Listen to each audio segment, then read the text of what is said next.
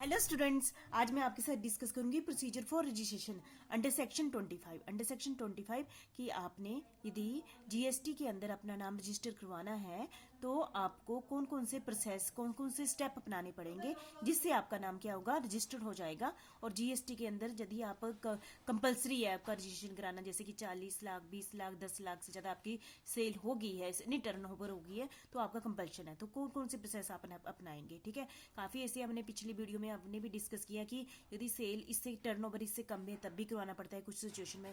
तो मैं आपके साथ इस वीडियो में सिर्फ यही डिस्कस करूंगी कि यदि आप रजिस्ट्रेशन करवाना चाहते हैं तो आपको कौन से स्टेप अपनाने पड़ेंगे, ठीक है। जैसे कि मैंने स्क्रीन पर लिखा है प्रोसीजर फॉर रजिस्ट्रेशन सेक्शन 25। ये कौन सा सेक्शन कवर करता है? सेक्शन 25 को कवर करता है। इसमें कितने स्टेप है? 3 है। जैसे कि आपने कॉलेज में एडमिशन ली तो सबसे पहले आपने क्या किया, कॉलेज में एप्लीकेशन भेजी, ठीक है, फुल करके। फिर कॉलेज में साथ में आपने क्या किया, एप्लीकेशन के साथ सारे डॉक्यूमेंट भी भेज दिए। फिर दूसरे स्टेप पर क्या हुआ, कॉलेज वालों ने कमेटी बनाई और आपकी एप्लीकेशन भी देखी और सारे डॉक्यूमेंट भी देखे।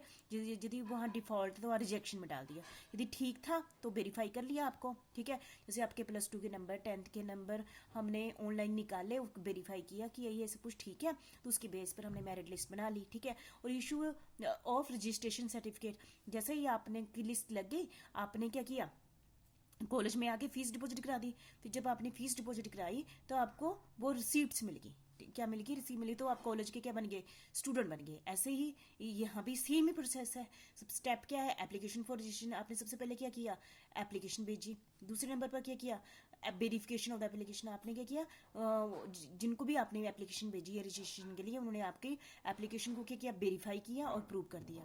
और थर्ड नंबर पर क्या किया, इशू ऑफ रजिस्ट्रेशन सर्टिफिकेट। और थर्ड नंबर पर आपको क्या हो गया, मिल गया सर्टिफिकेट, मिल गया कि आपका नाम रजिस्टर हो गया है। सेम प्रोसेस, तो आपके लिए सभी के लिए इजी है याद करना भी, ठीक है। और यदि आप पूरे स्टेप भी देखेंगे ना, तो जैसे आप ऑनलाइन शॉपिंग करते हैं, कुछ करते हैं, तो ये सारे स्टेप आपको आते ही हैं एक टाइप से, ठीक है।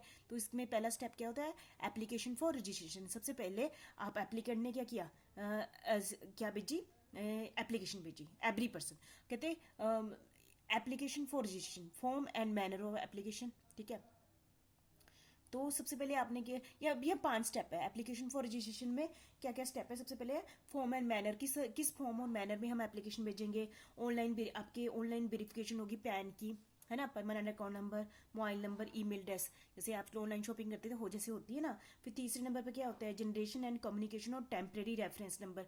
फिर आपके पास एक रेफरेंस नंबर आता है। फिर उसके बाद आप क्या करते हैं कि एप्लीकेशन फॉर्म भरते हैं, जो है part B, form GST REG 01, ये वाला फॉर्म आप भेजते हैं। और साथ में आपको क्या मिल जाती है, फॉर्म सारे सब कुछ कंप्लीट करके डॉक्यूमेंट भेज देते हैं। उसके बाद वहां से आपको क्या मिल जाती है, एक्नॉलेजमेंट मिल जाती है कि आपको इन्फॉर्मेशन मिल जाती है कि आपका नाम रजिस्टर्ड हो गया, मतलब कि रजिस्टर नहीं हो गया, मतलब कि हाँ जी, हमें आपके पास सारी इन्फॉर्मेशन क्या है, पहुंच गई है। चलो हम इन सारे पॉइंट्स को डिटेल में अभी करते हैं, ठीक है।